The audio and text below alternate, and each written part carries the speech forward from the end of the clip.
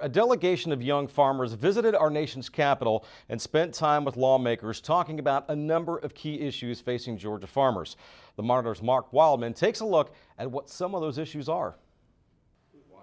In Washington, issues move very slow. And even though these Georgia Farm Bureau young farmers are trying to plan for next year, along with trying to plan for the next 20 years, Washington usually does not give them answers right away.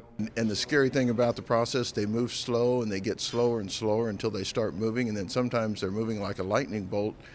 So it's very important. It's like, you know, the folks that we have coming in from the states all over the country, getting our message, getting those seeds planted as to where our priorities are, what our preferences are from a policy standpoint, so that hopefully they get incorporated when things finally do start moving. This year, like past years, issues like climate change, immigration, farm bill, and animal welfare regulations top the list.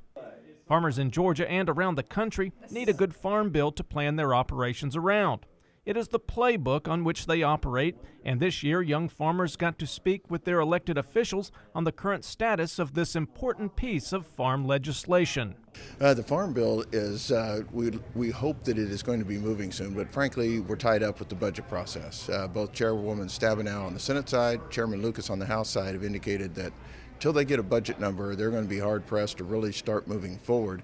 That was also kind of thrown a bit of a loop when the Congressional Budget Office gave an updated assessment of last year's bills that the House and Senate worked on, and showed that they didn't save as much money this year under the new budget scoring process as they did last year. So that poses some challenges to both committees, and meeting whatever the target is for budget savings and still having enough left to invest in the safety net, risk management, and other options in the farm bill and the farm programs themselves. Another hot topic this year deals with climate change, and the group got an opportunity to hear about how the issue could affect them on the farm. There has been a lot of talk about a carbon tax. We have real concerns over that. We're going to be participating in some resolutions in the upcoming week or so with some House members sharing that concern. And once again, not likely, but when DC's looking for money and a carbon tax is floated to find some money, you know, there's always that concern, and make sure we head it off in the appropriate places. Farmers face threats from a number of different angles, and each one of these threats could put them out of business.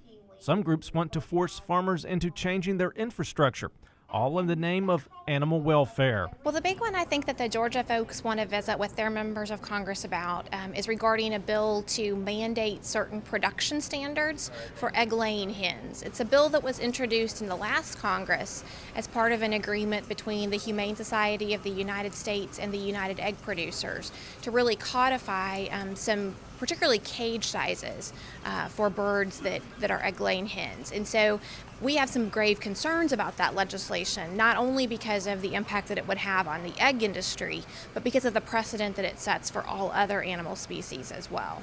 Farmers in Georgia grow a number of crops that are very labor intensive, so maintaining a good supply of farm labor is critical to the nation's food supply. The current H-2A program and all of the different processes, it's like every individual farmer is stuck being kind of an adjunct to the Department of Homeland Security. It's a challenge. It's a lot of paperwork, and when it works, it still takes a lot more time than most farmers have to get the help to show up when they need it. This year's group has many more years of farming ahead of them, and whether we know it or not, their issues are our issues, because the issues that keep farms operating keep food on our plates. Reporting from Washington, D.C., I'm Mark Wildman for the Georgia Farm Monitor.